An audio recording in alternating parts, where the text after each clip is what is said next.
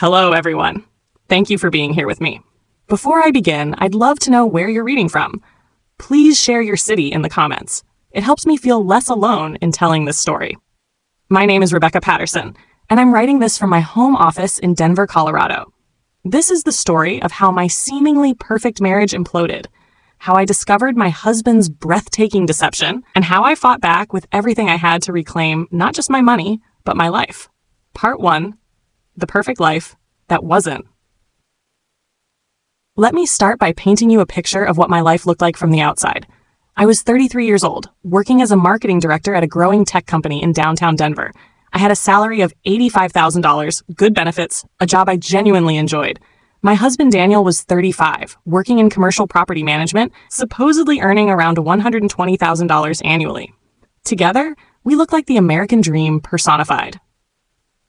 We lived in a gorgeous Victorian house in Capitol Hill, one of Denver's most desirable neighborhoods.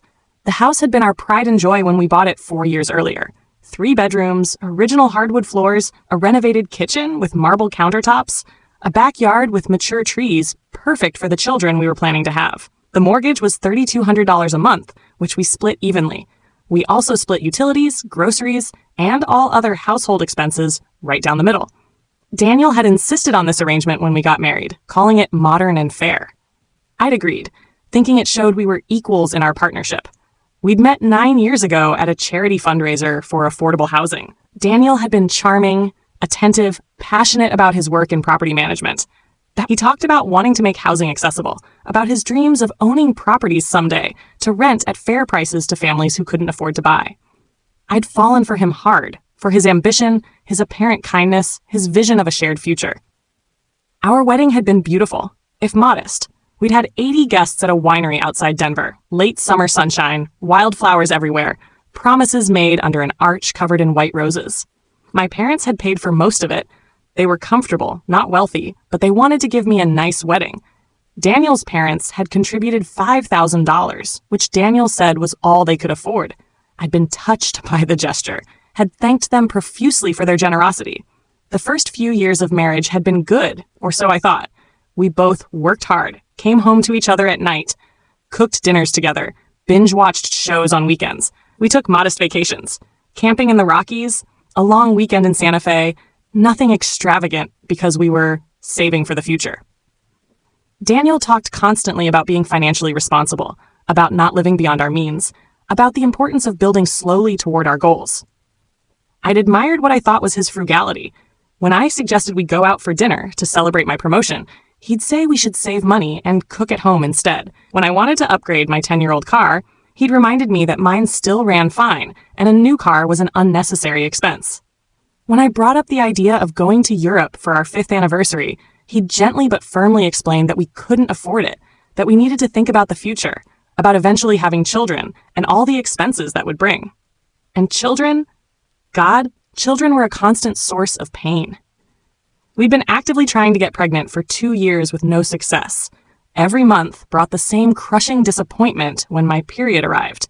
I'd begged Daniel to see a fertility specialist, to at least get tested to see if there was an issue we could address. But Daniel always had the same response. Fertility treatments are expensive, Becca. We need to keep trying naturally for a while longer. We can't afford to spend tens of thousands on IVF right now. I'd believed him. I trusted that when he said we couldn't afford something, it was true. I trusted that we were in this together, partners building a life with shared resources and shared limitations. I was so monumentally, catastrophically wrong. Part 2, the day everything shattered. It was a Wednesday in October, one of those perfect Colorado autumn days where the aspens are turning gold and the air is crisp and clean. I'd been at work that morning for our weekly executive team meeting when our facilities manager interrupted to tell us there'd been a pipe burst on the 3rd floor. Water was flooding through 2 offices, and they needed to shut down that section of the building for emergency repairs. Everyone whose office was affected was being sent home. My office was one of them. I texted Daniel at 11:47 a.m. Pipe burst at work. They're sending us home. I'll be there around 12:30. Want me to pick up lunch? He didn't respond immediately, but that wasn't unusual. Daniel was often in meetings or showing properties, and sometimes hours would pass before he replied to my messages. I stopped at Whole Foods and grabbed sandwiches and salads, thinking we could have a nice lunch together, a silver lining to the work disaster.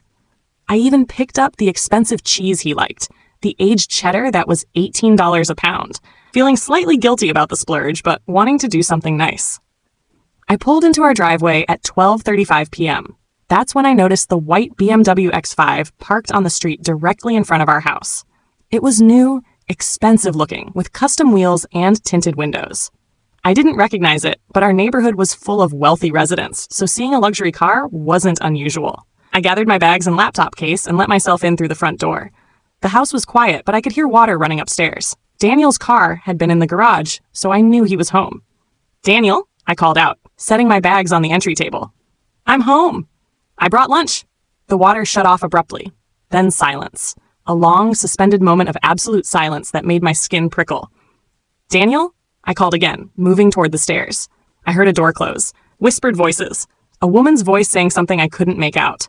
And then Daniel appeared at the top of the stairs, wearing jeans and a button-up shirt that was misbuttoned, one side hanging lower than the other. "Rebecca," he said, and his voice had that carefully controlled quality that people use when they're trying very hard to seem calm. "You're home early." "Yeah, there was a pipe burst at the office. They sent us all home." I was climbing the stairs now, my heart starting to pound. "Is someone here?" "A client," he said quickly. "She had an emergency with one of her properties, and we needed to review some documents. I let her use our bathroom." A client. Using our bathroom. While my husband stood at the top of the stairs in a misbuttoned shirt at 12:37 p.m. on a Wednesday, I pushed past him into our bedroom. The bed was unmade. I'd made it that morning with the geometric gray duvet cover and the decorative pillows arranged just so. Now the duvet was halfway on the floor, the sheets were twisted, and one pillow was on the opposite side of the room. And standing by our bathroom door, holding her designer heels in one hand and a small clutch purse in the other, was a woman who was absolutely not Daniel's client. She was stunning in that way that takes money and time. Perfect blonde highlights, flawless makeup, a body that suggested daily Pilates classes and expensive trainers. She was wearing a designer dress that probably cost more than my monthly salary, and diamonds sparkled at her ears and throat. She looked like she'd stepped out of a magazine, except for the guilt written across her face. "Hi," she said, and had the audacity to smile at me. "I'm Amber. You must be Rebecca? Daniel's told me so much about you." The room tilted. She knew my name. Daniel had told her about me. This wasn't a one-time mistake or a drunken slip-up. This was something ongoing, something established enough that they'd talked about me, that I was a known entity in their affair. "Get out," I said quietly. "Rebecca," Daniel started. "Not you. Her. Get out of my house." Amber looked at Daniel, some silent communication passing between them, and then she slipped past me, shoes still in hand, walking on stocking feet. I heard her go down the stairs, heard the front door open and close, heard a car start outside. The white BMW, probably. Daniel and I stood in our bedroom, surrounded by evidence of what he'd done. The unmade bed, the smell of her perfume, the condom wrapper I now noticed peeking out from under the nightstand. "How long?" I asked, my voice surprisingly steady. He ran his hands through his hair, a gesture I'd once found endearing. "Rebecca, this isn't. How long have you been fucking her in our bed?" He flinched at my language. I never swore. Not usually. 6 months. 6 months. Half a year of coming home to him, cooking dinners, doing laundry, sleeping beside him while he was sleeping with someone else. Are there others? His silence answered my question. I walked to our closet and pulled out his largest suitcase. "Pack your things. Get out. Rebecca, we need to talk about this. We need to..." "No, we don't. Desros, you've been lying to me for at least 6 months, probably longer. You brought another woman into our bed. There's nothing to talk about." "This is my house too," he said, and there was an edge to his voice now, something hard I'd never heard before. "My name is on that deed. You can't just kick me out." The words hit me like cold water. He was right. We'd bought the house together. Both our names were on the mortgage, on the deed, on all the paperwork. I couldn't legally force him to leave. "Fine," I said, grabbing my own suitcase. "Then I'm leaving. I can't be here with you." I threw clothes into the bag without looking, grabbed my laptop and the folder where I kept important documents like my passport and birth certificate. I grabbed my jewelry box, my grandmother's pearl necklace, the few things that were irreplaceably mine. Daniel stood in the doorway watching me, not trying to stop me, not apologizing, just watching with that same hard expression. "This is a mistake," he said as I pushed past him with my suitcase. "You're gonna regret this." I didn't respond. I just left, drove to my best friend Monica's apartment across town in Lodo, and collapsed on her couch in tears. Monica had been my college roommate at CU Boulder, my maid of honor at my wedding, and now she was a divorce attorney at Caldwell & Partners, one of Denver's most prestigious law firms. She listened to me sob out the whole story, handed me tissues, poured me wine, and then said something that changed everything. "Rebecca, how much do you actually know about Daniel's finances?" I looked up at her through tears. "What do you mean? Do you know how much money he has? Where it's kept? What assets he owns besides the house?" I thought about it.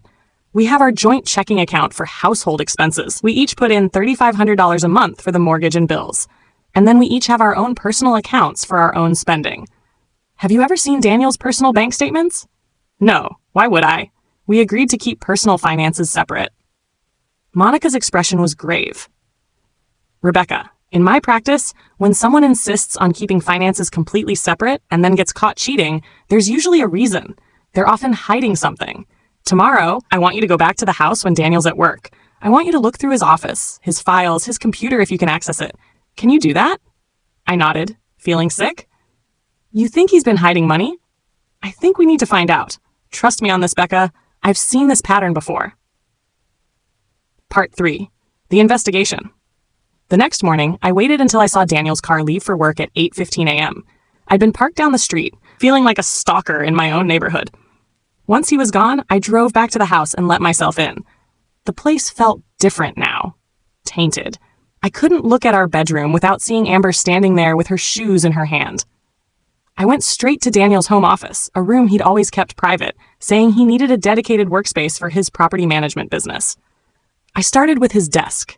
The top drawer had the usual office supplies: pens, stapler, business cards from various contractors and vendors. The second drawer had files labeled with property addresses I didn't recognize. I pulled them out and started reading. They were property records, but not for buildings Daniel managed. These were for properties Daniel owned. The first one was a duplex in the Berkeley neighborhood, purchased 3 years ago for $420,000, now worth about $580,000 according to the latest assessment. Monthly rental income, $3,200. My hands started shaking. Daniel owned a rental property? Since when? I kept looking. A 3-bedroom house in Highlands, a condo in Capitol Hill, not our house, a different building 2 blocks away, a small apartment building in 5 Points with 4 units, another duplex in West Colfax, and a commercial property in Rhino with ground floor retail and apartments above. 6 properties. Daniel owned 6 rental properties and had never mentioned a single one to me. I photographed every document with my phone, my mind reeling. The total value of these properties was over $4 million. The monthly rental income was approximately $25,000, and I'd had no idea any of it existed. In the locked bottom drawer of the desk, the key was in his pencil holder because Daniel had always been careless about some things. I found bank statements from accounts I'd never heard of. Wells Fargo account ending in 7842, current balance $327,000.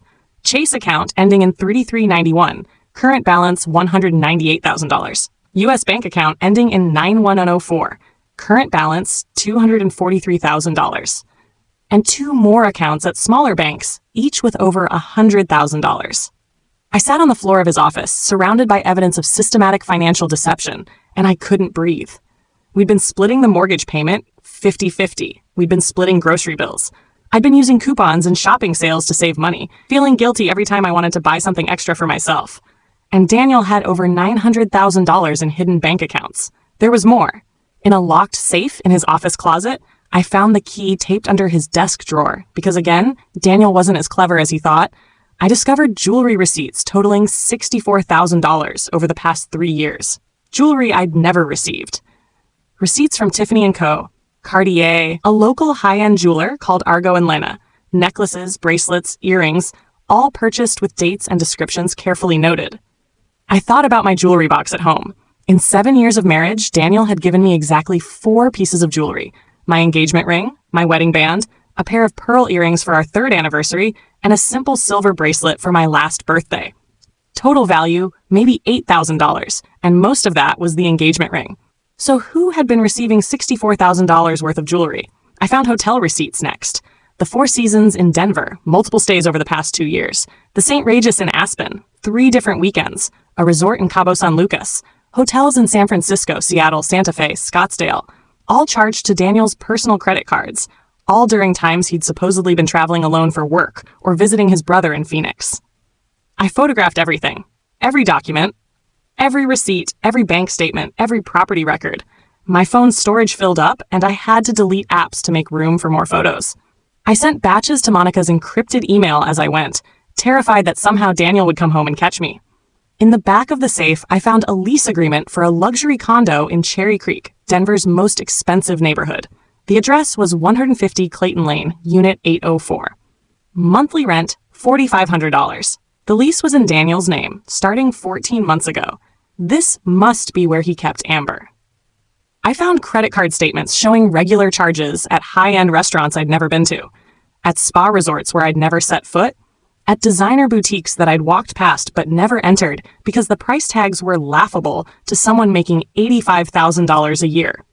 Daniel's credit card bills averaged $12,000 per month. $12,000, more than I took home after taxes, spent every single month on things I never saw, places I never went, women I didn't know. I found his tax returns next, filed in a cabinet I'd never thought to open because Daniel handled the taxes. I looked at our joint returns from the past 5 years, the returns I'd signed without really reading because I trusted my husband. The numbers didn't make sense. Daniel's reported income matched what he'd told me, about $120,000 per year from his property management job. But there was no mention of rental income from 6 properties. No mention of the business entity I now saw referenced in some of his documents, DMP Properties, LLC. I pulled out my laptop and started searching public records. DMP Properties, LLC was registered to Daniel Matthew Patterson, my husband's full name. It had been created 7 years ago, right before we got married. According to the business filings, it was a property management and investment company. According to its tax returns, which I found buried in another file, it generated $300,000 per year in income. $300,000 per year. That Daniel had never mentioned to me. I was still sitting on the floor, surrounded by the evidence of my husband's double life, when my phone rang. It was Monica. "Rebecca, did you find anything?" "Monica," I said, and my voice sounded strange even to myself. "You need to come to the house. You need to see this. All of it. Part 4. Building the case." Monica arrived within 30 minutes, bringing with her a woman named Linda Park. Linda was in her 40s, sharply dressed in a navy suit, carrying a professional-looking briefcase. "Rebecca," Monica said, "this is Linda. She's a forensic accountant who specializes in finding hidden assets in divorce cases. I've worked with her on dozens of cases. If Daniel's hiding money, Linda will find it." Linda sat up at Daniel's desk, pulling out her laptop and a portable scanner. She spent 4 hours going through every document I'd found, scanning everything, taking notes in a leather-bound notebook. When she finally looked up, her expression was grim. "Mrs. Patterson," she said, "your husband has been running a sophisticated asset concealment scheme. Based on what I'm seeing here, he's hidden approximately $5.2 million in assets from you. The number didn't seem real. $5 million. "That's impossible," I said. "Daniel's a property manager. He makes $120,000 a year." "Actually, he doesn't," Linda said, turning her laptop screen toward me. "His salary from Northwest Property Group is $120,000. Yes. But his business entity, DMP Properties, LLC, generates approximately $300,000 per year in rental income. He's also been taking a management fee of $60,000 annually from his own LLC, essentially paying himself to manage his own properties. So his real annual income is closer to $480,000. I felt dizzy. "Why would he hide this from me?" Monica answered. "Because Colorado is a marital property state. Any assets acquired during the marriage are presumed to be jointly owned, subject to equitable division in a divorce. But if you don't know about the assets, you can't claim them. Rebecca, I think Daniel has been planning an exit strategy for years. He's been building wealth in secret so that when he eventually leaves, or you discover his affairs and leave him, you won't know what to ask for in the divorce." "But we file taxes jointly," I said. "How could he hide this? I signed the returns." Linda pulled up our tax returns on her screen. "Look at this. On your joint return, his rental income is reported under the business entity, but it's listed in a way that makes it look like business expenses offset most of the income, so the net taxable amount appears minimal. Someone reviewing the return casually, like a spouse who trusts their husband, would see the line item, but not realize how much money is actually flowing through that business." "Is that legal?" It's legal to have a business entity. It's legal to report business income and expenses. What's not legal is deliberately structuring your finances to deceive your spouse about your assets and income, especially when you're both contributing equally to household expenses based on the false premise that you have similar financial means. That's financial fraud. Monica leaned forward. Rebecca, here's what we're dealing with. 6 rental properties worth about $4.2 million total, bank accounts with over $900,000 combined, a business entity generating $300,000 annually. Investment accounts we haven't even fully investigated yet, and evidence that he's been spending lavishly on mistresses while making you think you need to budget carefully for groceries. This is financial abuse, Linda added. He's been controlling your shared resources, making you contribute equally to household expenses, while hoarding wealth for himself. It's a form of economic control that's more common than most people realize. Over the next 3 weeks, Monica and Linda built a case that was devastating in its completeness. They subpoenaed Daniel's bank records, all of them, including accounts I'd never known existed. They found cryptocurrency holdings worth $340,000 that Daniel had purchased using rental income. They found a retirement account in his name only with $280,000 that he'd been funding with business profits. They discovered that Daniel had been systematically taking money from our joint checking account, money I'd contributed, and transferring small amounts to his personal accounts. Not enough that I'd notice any single transaction, but over the course of 7 years, he'd siphoned off approximately $85,000 of what should have been our shared savings. Linda found records showing Daniel had removed my name from certain bank accounts without telling me. When we'd first gotten married, we'd opened 2 savings accounts together, one for emergency funds, one for future home improvements. Both accounts had started with both our names. At some point 3 years ago, Daniel had gone to the bank and removed my name from both accounts, giving him sole control of approximately $60,000 that I'd helped save. They found evidence of other women beyond Amber. Text messages with someone named Jessica, dating back 2 years.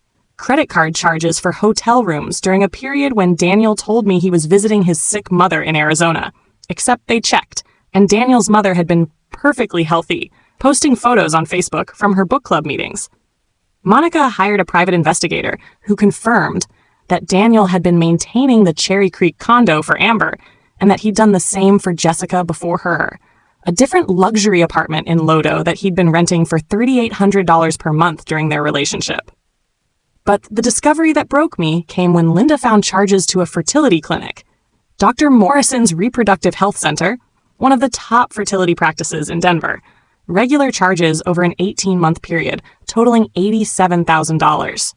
Rebecca, Linda said gently when she showed me, these dates don't correspond with you having any treatments, do they? We never did treatments, I whispered. I begged him to see a specialist. He said we couldn't afford it. Linda pulled up more records. According to these billing statements, someone named Amber Lee Richardson underwent 2 complete IVF cycles at this clinic. The charges were paid from one of Daniel's hidden accounts. The treatments were successful on the 2nd cycle. The room tilted. She's pregnant? She was. These dates suggest she gave birth approximately 4 months ago. Daniel had a child. While I was desperately trying to get pregnant, while I was crying every month when my period arrived, while I was begging him to seek medical help, he'd been helping another woman have his baby. I spent that night at Monica's apartment, sobbing so hard I thought I might break. Monica held me while I fell apart, and when I could finally speak again, I said, I want to destroy him. I want him to pay for every lie, every betrayal, every dollar he stole from me. Then that's exactly what we're going to do, Monica said. Part 5. The legal battle. Monica filed for divorce on a Monday morning in November. She had Daniel served at his office during a staff meeting in front of his boss and all his colleagues. The petition was 47 pages long and included complete dissolution of marriage, forensic accounting of all assets, equal division of all marital property, including the 6 hidden rental properties, 50% of 4.2 megmet equals 2.1 memoirs, equal division of all hidden bank accounts, 50% of $900 equals $450,000. Equal division of cryptocurrency holdings, 50% of $340,000 equals $170,000. Equal division of retirement accounts, 50% of $280,000 equals $140,000 article.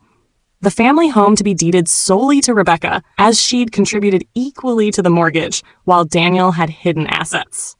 reimbursement for the $85,000 Daniel had siphoned from joint accounts, reimbursement for the $87,000 he'd spent on Amber's fertility treatments while denying them to his wife, spousal support of $5,000 per month for 7 years, $420,000 total, all legal fees and forensic accounting costs, punitive damages for fraud and financial abuse.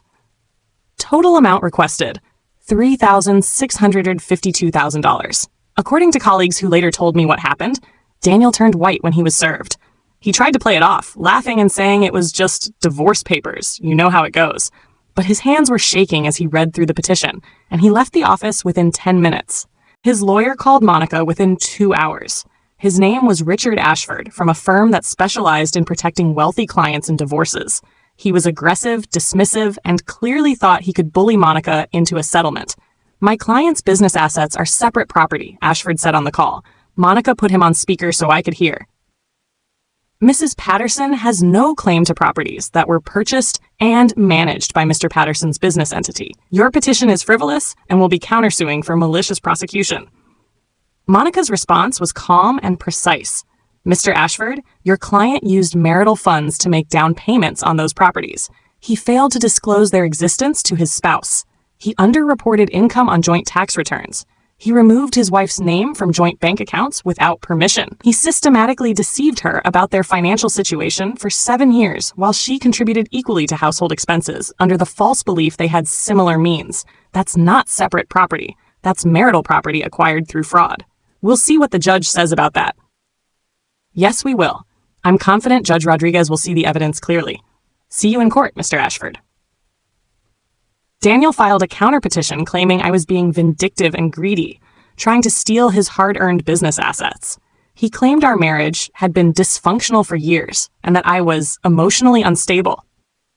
He even tried to claim I'd been having an affair, a complete fabrication that Monica demolished by presenting my phone records, my work schedule, and testimony from friends confirming I'd been faithful throughout our marriage.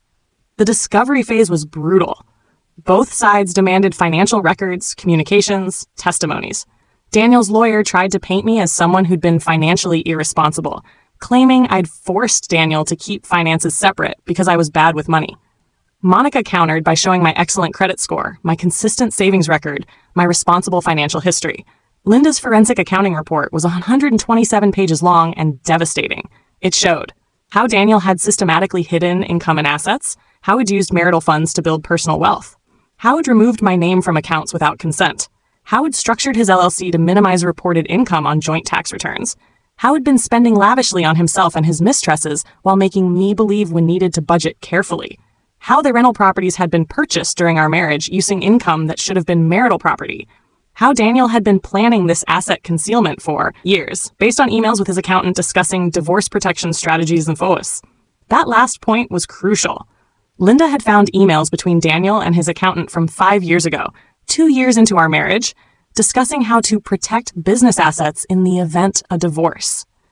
The accountant had recommended creating the LLC, keeping properties only in Daniel's name, maintaining separate accounts, and minimizing reported income on joint returns. They'd been planning this from the beginning. My entire marriage had been a long-term theft scheme. Monica deposed Daniel for 9 hours over 2 days. I watched via video link from her office, seeing my husband squirm and lie and contradict himself. When Monica asked him about the fertility clinic charges, his face turned red. "You paid $87,000 for Amber Richardson's IVF treatments, while your wife was begging you to see a specialist," Monica said, her voice cold. "Why?" "That's personal," Daniel said. "It's absolutely not personal. You used marital funds, money that should have been jointly available, to help your mistress get pregnant while denying your wife the same opportunity. Why?" Rebecca and I weren't in a good place. Our marriage was already over. Was it over when you had sex with her 3 days before Amber's embryo transfer? Because your wife's calendar shows you initiated intimacy that weekend. Were you sleeping with both women and lying to both of them? Daniel had no good answer for that. Monica deposed Amber too. Amber showed up with a lawyer and tried to plead the fifth, but she'd already made statements to the private investigator that contradicted her testimony. She admitted Daniel had been paying her rent, that he'd given her jewelry and cash, that he'd promised to leave me once his financial situation was secure. When Monica asked her if she knew Daniel was married when they started their affair, Amber hesitated, then said, "He told me they were separated. Did you ever see divorce papers? No. Did he wear a wedding ring? Not around me. Did you ever go to the house he shared with his wife?" Long silence. "Once. Was Mrs. Patterson home when you went there?" "Yes. So you knew he was married and living with his wife regardless of what he told you about being separated." Amber didn't answer, which was answer enough. The trial was scheduled for February, but Daniel's legal bills were mounting. Richard Ashford charged $650 per hour, and between depositions, motions, and discovery, Daniel had already spent over $80,000 on legal fees. Monica knew from the subpoenaed bank records that Daniel was starting to feel the pinch. His cash reserves were depleting, and he'd had to take out a line of credit against one of his properties to cover expenses. In January, Daniel's lawyers proposed mediation. Monica agreed, and we met at a neutral mediator's office in downtown Denver. The mediator was a retired judge named Harold Chen. He had a reputation for being fair but tough, and he clearly had no patience for Daniel's self-justifications. After hearing both sides present their cases for 2 hours, Judge Chen delivered his assessment. "Mr. Patterson, I'm going to be very direct with you. The evidence against you is overwhelming. You've engaged in systematic financial deception throughout this marriage. You've hidden millions in assets from your wife while making her split household expenses equally. You've used marital funds to support multiple extramarital affairs. You've paid for one mistress to have your child while denying fertility treatments to your wife. If this case goes to trial, you're going to lose spectacularly, and Judge Rodriguez is known for awarding punitive damages in cases involving financial fraud. Your best option, your only option, is to settle now and minimize the damage." "I'm not giving her $3.5 million, Daniel said. "Those properties are mine. I bought them. I manage them." "You bought them during the marriage using income that was marital property," Judge Chen interrupted. "Mr. Patterson, you don't seem to understand the severity of your situation. You've committed what could potentially be prosecuted as financial fraud. Mrs. Patterson could refer your tax returns to the IRS for audit, and based on what I've seen, you'd likely face significant penalties for underreporting income. She could press criminal charges for removing her name from joint accounts without permission. She's being remarkably restrained by only seeking civil remedies." Daniel's face went pale. Criminal charges? Fraud, identity theft, potentially, depending on how those account modifications were accomplished, not to mention the IRS implications. Right now, Mrs. Patterson is offering you a way to settle this quietly. I strongly suggest you take it. We went back and forth for 6 more hours, through lunch and into the evening. Finally, Daniel's lawyer convinced him he had no choice. The final settlement. The house deeded solely to Rebecca, mortgage to be paid off using Daniel's liquid assets, $2,150,000 cash payment to Rebecca, 50% of property values, accounts, and investments. Reimbursement of $85,000 for funds siphoned from joint accounts. Reimbursement of $87,000 for fertility treatments he denied her but paid for. Amber's spousal support of $5,000 per month for 7 years, $420 total. All legal fees and forensic accounting costs, $143,000. Rebecca's agreement not to report the tax discrepancies to the IRS or pursue criminal charges. Total settlement, $2,885,000. Daniel signed the papers with shaking hands. His lawyer looked grim. Monica looked satisfied. When we left the mediator's office that night, it was snowing, soft flakes falling through the glow of streetlights. Monica hugged me hard. "You did it," she said. "You won." But I didn't feel like I'd won. I felt like I'd survived. Part 6. The Aftermath and Rebuilding. The divorce was finalized in March. The house was mine, completely and legally mine, with Daniel's name removed from the deed and the mortgage paid off in full. I owned it outright. No monthly payments, no shared ownership, just mine. Daniel had to liquidate 3 of his rental properties to pay my settlement. The business empire he'd built in secret was dismantled to fund his betrayal. According to mutual acquaintances, he moved into a modest apartment in Aurora, drove a used car instead of his leased BMW, and seemed to have aged 10 years. Amber left him when the money dried up. The Cherry Creek condo lease wasn't renewed. I heard she moved back to California with their baby, and that Daniel was paying child support but hadn't seen the child in months. Jessica, the other ex-mistress, posted something on social media about dodging a bullet and thankfully escaping a narcissist. I didn't engage, but I did screenshot it for my own bitter amusement. With my settlement money, I did several things. First, I paid off the house. That $165,000 in remaining mortgage disappeared. And suddenly, the house that had cost me $1,600 a month cost me only property taxes and utilities. The freedom of that was enormous. I invested $2 million conservatively with a financial advisor Monica recommended. The returns generate approximately $80,000 per year, nearly matching my salary. I could live off that if I wanted to, could quit my job tomorrow and be fine. I kept $300,000 liquid, true emergency money, sitting in a high-yield savings account in my name only. Money that represented security and independence and the knowledge that I'd never be financially vulnerable again. And I donated $200,000 to the Denver Women's Crisis Center, specifically to their economic empowerment program that helps women escape financial abuse. The director cried when she received the check. "You have no idea how many women we see in your exact situation," she told me. Husbands who control money, who hide assets, who make their wives feel crazy for asking questions. Your donation will help dozens of women get the legal help they need to escape. I also started seeing a therapist, Dr. Sarah Chen, who specialized in betrayal trauma and recovery from emotional abuse. Our sessions were sometimes painful, often revelatory. What Daniel did to you wasn't just infidelity, Dr. Chen explained during one of our early sessions. It was systematic, financial, and emotional abuse. He controlled your shared resources while hoarding wealth. He made you believe you were partners while treating you as a means to an end. He undermined your desire for children by denying you medical help while giving another woman a baby. Rebecca, you were psychologically and financially abused for 7 years. Hearing it named as abuse was both validating and devastating. I'd spent months thinking I should have known, should have seen the signs, should have been smarter. You weren't stupid, Dr. Chen said firmly. You were trusting. Trust is actually a strength. It's what allows us to form deep connections and build intimacy. Daniel exploited that trust because he's fundamentally disordered. That's his failure, not yours. Therapy helped me process not just the betrayal, but the grief. Because even though I was angry at Daniel, I was also mourning the marriage I thought I had, the future I thought we were building, the man I thought he was. He never existed, I said to Dr. Chen one day. The Daniel I loved, he was a fiction I created in my head. Your love was real, she corrected gently. Your commitment was real. Your trust was real. Just because he didn't reciprocate doesn't make your feelings less valid. You loved honestly, Rebecca. That's beautiful. Don't let his ugliness diminish what you brought to the relationship. That reframed everything for me. I stopped feeling ashamed of having loved him and started feeling proud of my capacity to love deeply and honestly. The problem wasn't my trust. It was his unworthiness of it. I also made changes to the house, transforming it from our space to mine.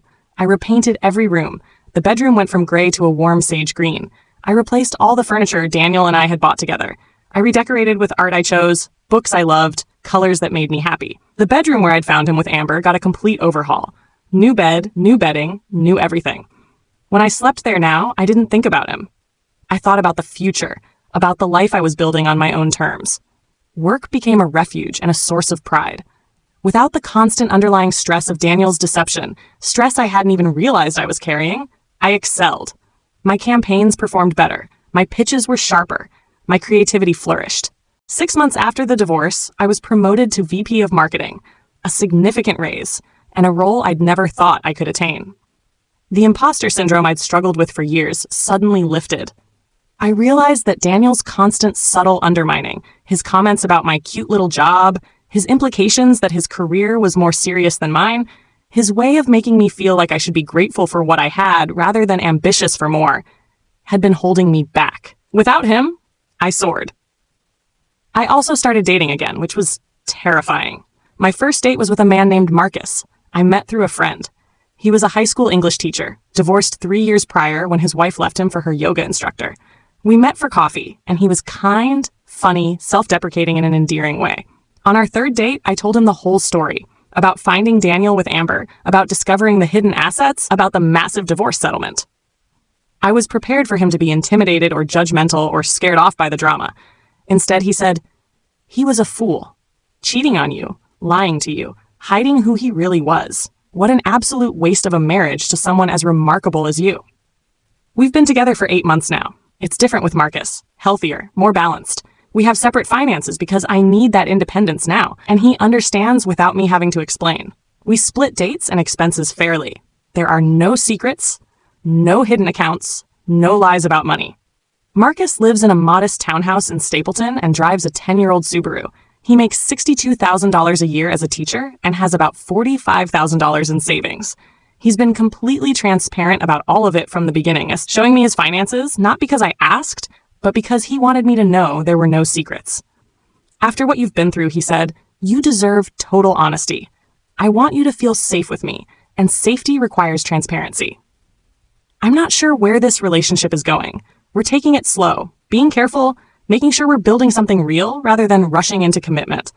But for the first time since Daniel, I feel like I can trust someone, not blindly, not naively, but with careful observation of consistent actions over time. That's the key, Dr. Chen taught me. Trust isn't about faith, it's about evidence. Marcus earns my trust every day by being exactly who he says he is. Part 7. Lessons learned and moving forward. It's been a year and a half since I found Daniel with Amber in our bedroom. A year and a half since my life exploded, and I had to rebuild from the ashes. I'm sitting in my home office now, the room that used to be Daniel's private domain, writing this story and reflecting on everything I've learned. If you're still reading, if you've followed me on this journey, thank you. I know this has been long, but I needed to tell the whole story. Not just the betrayal, but the fight back. Not just the devastation, but the rebuilding. Because both parts matter.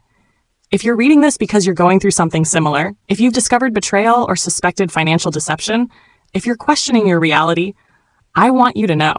You're not crazy. Trust your instincts. When Daniel told me I was being paranoid for wanting to see his bank statements, he was gaslighting me. When he said my concerns about money were irrational, he was manipulating me. When he made me feel guilty for asking questions, he was abusing me. Financial transparency is not optional in a marriage. You have a right to know about all income, all assets, all debts. Secrecy about money is a massive red flag. Document everything. If you suspect deception, start keeping records immediately. Screenshot messages, photograph documents, save statements. Evidence saved me. Without Linda's forensic accounting and Monica's legal expertise, I would have lost millions that were rightfully mine. Get professional help. A good divorce attorney will protect your rights. A good forensic accountant will find hidden assets. A good therapist will protect your mental health. All three are essential. Don't feel guilty for protecting yourself. Daniel tried to make me feel greedy for asking for what I was legally entitled to. His family called me vindictive for not just moving on.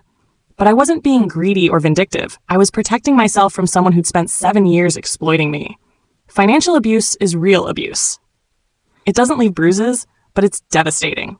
Daniel controlled our shared resources while hoarding wealth, making me feel insecure and dependent while he built an empire.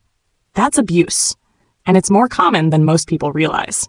Your betrayer's actions say nothing about your worth. Daniel's cheating wasn't because I was inadequate or unattractive or boring. It was because he's fundamentally dishonest, selfish, and lacking in integrity. That's about his character, not mine. Healing isn't linear. I have good days and bad days. Days when I feel strong, and days when I still cry over the future I thought I'd have. That's normal. Don't beat yourself up for struggling. You can trust again, but carefully. I didn't think I'd ever date again after Daniel.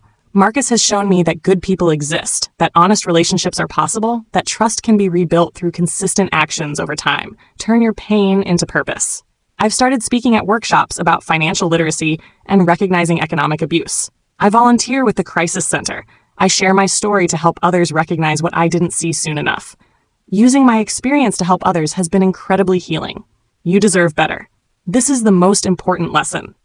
You deserve honesty, partnership, respect, love that builds you up rather than tears you down. You deserve to feel secure in your relationship, to have access to information about your shared resources, to be treated as an equal partner. Don't settle for less. Ever. Epilogue. Today I'm writing this final section on a Saturday morning in July. The house is quiet, sunlight streaming through windows I had cleaned last week. My coffee is cooling on the desk beside me, and I can hear birds singing in the backyard. This is my life now. Quiet, peaceful, mine. The house is worth about $650,000 now, completely paid off, legally and wholly mine. My investment accounts have grown to $2.3 million. My career is thriving. My relationship with Marcus is healthy and honest and growing steadily stronger. I saw Daniel once by accident about 3 months ago. I was at Whole Foods, standing in the produce section, when I glanced up and saw him by the deli counter. He looked older, thinner, wearing clothes I didn't recognize. He was alone. For just a moment, our eyes met across the store. I saw surprise, then what might have been regret or shame. He opened his mouth like he might say something, but I just turned back to the tomatoes I was examining and continued shopping. He didn't approach me. I didn't acknowledge him further. And after I paid for my groceries and drove away, I realized I felt nothing. No anger, no pain, no longing for what we'd had. Just a distant sense of relief that he was no longer part of my life. That's when I knew I'd truly healed. Not because I'd stopped caring, but because he'd become irrelevant to my happiness. I heard through mutual acquaintances that Daniel's life hasn't been easy. The IRS did audit him. Apparently, Judge Chen had been serious about that threat. He owed significant back taxes plus penalties, which further depleted his remaining assets. His reputation in the property management industry was damaged when word got out about the divorce and the financial fraud. Several clients left him, and he lost his job at Northwest Property Group 6 months after our divorce was finalized. He now works for a smaller firm, making half his previous salary. He lives in that modest apartment in Aurora with mismatched furniture and a roommate to help split rent. He still pays me $5,000 every month in spousal support, money that direct deposits into my account automatically, no communication required. Amber sued him for increased child support when she realized how much he'd been hiding from her too. Apparently, Daniel had told her he was comfortable but not wealthy, and she was furious to learn he'd had millions while claiming he couldn't afford to support their child properly. The judge sided with her, and Daniel now pays $20,500 per month in child support on top of my spousal support. Between the two of us, we're taking $7,500 of his monthly income, plus he has his own living expenses, his remaining property mortgages, and his tax debt. By all accounts, he's struggling financially in a way he never imagined possible. I don't feel sorry for him. He made his choices. Now he lives with the consequences. As for me, my life has become something I never imagined. Better, honestly, than anything I had with Daniel. The freedom of financial independence is extraordinary. Knowing I could quit my job tomorrow and be fine. Knowing I'll never be financially vulnerable again. Knowing every dollar in my accounts is truly mine. It's transformative. I've started a blog about financial literacy for women, sharing what I learned and helping others recognize the signs of financial abuse. If the blog isn't monetized, I don't need the money, but it's grown to over 35,000 regular readers. Women email me constantly with their own stories, asking for advice, thanking me for making them feel less alone. Last month, I was invited to speak at a national conference on domestic violence. Standing on that stage, telling my story to an auditorium full of advocates, lawyers, and survivors was both terrifying and cathartic. When I finished, the standing ovation lasted 4 minutes, and dozens of women approached me afterward to share their own experiences. One woman, maybe in her 60s, grabbed my hands and said through tears, "I've been married for 40 years. My husband has always controlled every penny. I thought it was normal, thought it was just how marriages worked. Hearing you speak, I realize now it's not. I'm going to see a lawyer next week. Thank you for giving me the courage to question things." That moment made everything worthwhile. All the pain, all the humiliation, all the devastation. If it helps other women find their strength and escape, then something good came from the horror. Marcus and I are talking about moving in together next year. Not rushing, not forcing anything, just having honest conversations about what we both want and need. He's met my parents, who adore him.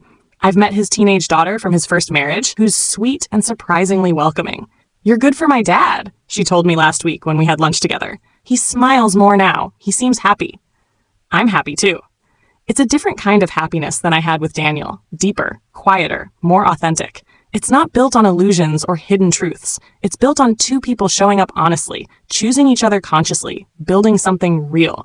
Sometimes late at night, I lie in bed, my bed, in my house, in the life I rebuilt. And I think about how close I came to never discovering the truth. What if I hadn't come home early that day? What if I'd missed seeing Amber? Daniel could have kept his double life going for years, maybe forever. I might have lived my entire life in his carefully constructed lie. But I did come home early. I did find out. And instead of letting the betrayal destroy me, I used it to transform myself. I'm stronger now than I ever was with Daniel. I'm more confident, more financially savvy, more aware of my own worth. I trust carefully now rather than blindly, but I haven't closed myself off to connection. I've learned the difference between healthy caution and bitter cynicism.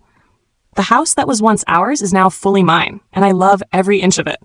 The bedroom where I found him with Amber is now my sanctuary, decorated in colors I chose, filled with furniture I bought, housing the life I'm building on my terms. The office where I found evidence of his betrayal is now where I write, where I work, where I help other women find their strength.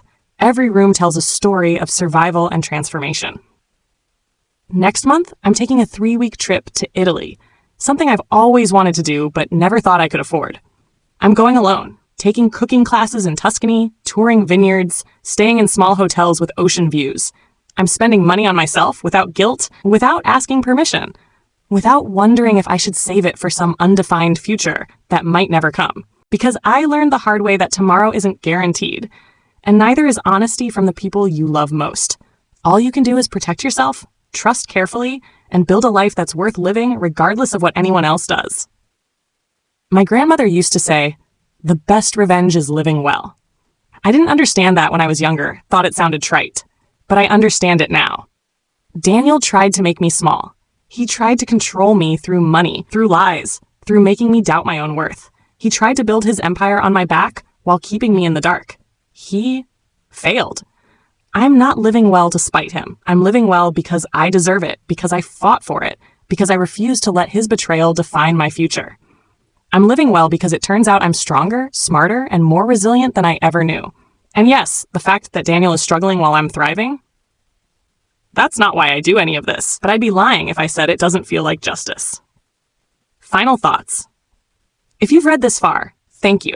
Thank you for being here with me on this journey, for witnessing my pain and my triumph, for caring enough to read tens of thousands of words about a stranger's life falling apart and being rebuilt. I hope my story helps someone. I hope someone reads this and recognizes themselves, recognizes the patterns of financial abuse or deception, and gets out before they waste years of their life like I did. I hope someone sees that it's possible to survive betrayal this deep, to rebuild, to thrive.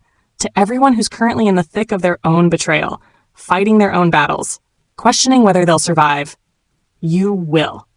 I promise you, you will. It won't be easy. There will be days when you can't get out of bed, when the pain feels like it will crush you, when you wonder if anything will ever feel normal again.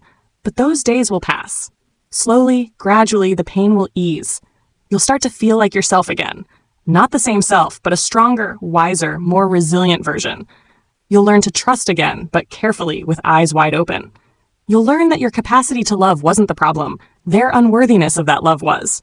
And one day, you'll wake up and realize you're happy. Genuinely, authentically happy. Not because someone else made you happy, but because you built a life worth being happy about. That's where I am now. Happy, whole, free, and mine. Trust your instincts. Protect yourself. Document everything. Get professional help. Fight for what you deserve. And never, ever let anyone make you feel guilty for protecting yourself from someone who's hurting you. You deserve honesty. You deserve partnership. You deserve respect. You deserve love that lifts you up rather than tears you down. Don't settle for less. Life is too short and you are too valuable. Thank you for reading my story. I hope it helps. I hope it inspires. I hope it gives someone the courage to ask questions, to investigate suspicions, to fight back against someone who's been exploiting their trust. Stay strong, everyone. The other side exists. The happiness is real. The healing happens. I'm living proof. With love and solidarity, Rebecca Patterson, P.S. For anyone who needs resources, National Domestic Violence Hotline, 1-800-799-7233. They help with financial abuse, too. Women's Law, legal information by state, www.womenslaw.org. National Foundation for Credit Counseling, www.nfcc.org. Financial resources, www.womensinstitute.org. You are not alone. Help is available. You deserve better, and better is possible. Final update, 1 year later. Hi, everyone. I wasn't planning to update this again, but so many of you have reached out over the past year, asking how things are going, that I thought I'd share one last time. It's been 2.5 years since I found Daniel with Amber. 2.5 years since my world imploded and I had to rebuild everything from scratch. Where am I now? I'm better than I ever was. Marcus and I got engaged 3 months ago. He proposed during a hike in Rocky Mountain National Park. No elaborate production, just the two of us and a sunrise and a simple question. Will you build a life with me? I said yes. We're getting married next spring, a small ceremony with 50 guests at a mountain lodge. No extravagant wedding, no unnecessary expense, just a celebration of a partnership built on honesty and mutual respect. We're keeping our finances separate even after marriage. That's non-negotiable for me, and Marcus understands completely. We've drawn up a prenuptial agreement that's fair to both of us, drafted by lawyers, reviewed carefully, signed with full transparency about what each of us brings to the marriage. That's what healthy relationships look like. Clear communication, honest disclosure, mutual protection without secrecy. The blog I started has grown beyond anything I imagined. I now have over 100,000 monthly readers, and I've signed a book deal with a major publisher. Hidden Assets, Recognizing and Escaping Financial Abuse will be published next fall. I'm donating half the advance to women's organizations that fight economic abuse. The speaking engagements have continued. I've presented at 12 conferences in the past year, reaching thousands of people. Women approach me at every event with their own stories, many of them eerily similar to mine. The most common comment I hear is, "I thought I was the only one. I thought I was crazy for being suspicious." That's what financial abusers do. They make you think you're crazy for questioning them. They gaslight you into believing your instincts are wrong, your concerns are irrational, your requests transparency are invasive. They exploit your trust and make you feel guilty for wanting basic honesty. My speaking and writing have become a passion project, a way to transform my trauma into something that helps others. Every email from a woman who left her financially abusive partner, every message from someone who recognized the patterns in time, every story of escape and recovery, they validate everything I went through. I also partnered with the Denver Women's Crisis Center to create a financial empowerment program. We run monthly workshops teaching women how to recognize financial abuse, how to build credit in their own name, how to open secret bank accounts, how to prepare financially for leaving dangerous situations. We've helped over 200 women in the past year. As for Daniel, I heard he lost 2 more of his rental properties to foreclosure. Between child support, spousal support, tax debt, and legal fees, he couldn't keep up with the mortgages. His once mighty real estate empire is down to a single duplex that's barely breaking even. He's dating someone new, apparently, a woman he met online who doesn't know about his past. I briefly considered warning her, then decided against it. She'll figure it out on her own, or she won't. That's not my responsibility anymore. The spousal support payments continue like clockwork. $5,000 every month, directly deposited. I don't think about where the money comes from or how hard he's working to pay it. It's simply what I'm owed for 7 years of being deceived and exploited. In 3 more years, those payments will end. I'll be 40 years old, fully financially independent, married to a good man, potentially with children if that's what we decide we want. Daniel will be 42, still paying child support for his son with Amber, still rebuilding from the disaster he created. Our paths have diverged completely. His trajectory is downward, mine is upward, and that's not luck or coincidence, it's consequence. He made choices that destroyed lives. I made choices that rebuilt mine. The house where all of this began, where I found him with Amber, where I discovered his betrayal, is worth $700,000 now. Fully paid off, legally mine. It represents security and independence and the life I built from ruins. I'll probably live here for many more years, making memories that will eventually overwrite the painful ones. Last week, I finally took down the last photo of Daniel that was hanging in a hallway. I'd forgotten about it, honestly, tucked away on a wall I rarely looked at. It showed us at a friend's wedding 5 years ago, smiling, arms around each other, looking like any happy couple. I looked at that photo for a long time before I threw it away. I tried to remember what it felt like to believe in us, to trust him completely, to think we had a future together. But I couldn't. That version of me, naive, trusting, blind, feels like a different person. A person I've outgrown. I don't regret loving him. I don't regret trusting him. Those weren't mistakes. They were proof of my capacity for authentic connection. Daniel's betrayal says nothing about me and everything about him. I do regret the time wasted. 7 years I spent building a life with someone who was using me. 7 years I could have spent with someone honest, someone worthy, someone real. But even those years taught me valuable lessons about red flags, about financial literacy, about protecting myself. Nothing is wasted if you learn from it. So this is truly my final update. I'm closing this chapter of my life completely, leaving behind the woman who was betrayed and stepping fully into the woman who survived and thrived. To everyone who followed my story, who supported me through comments and messages, who shared their own experiences, thank you. You helped me heal. You reminded me I wasn't alone. You gave me strength when I needed it most. To everyone who's currently fighting their own battles, keep going. Document everything. Trust your instincts. Get help. Fight for what you deserve.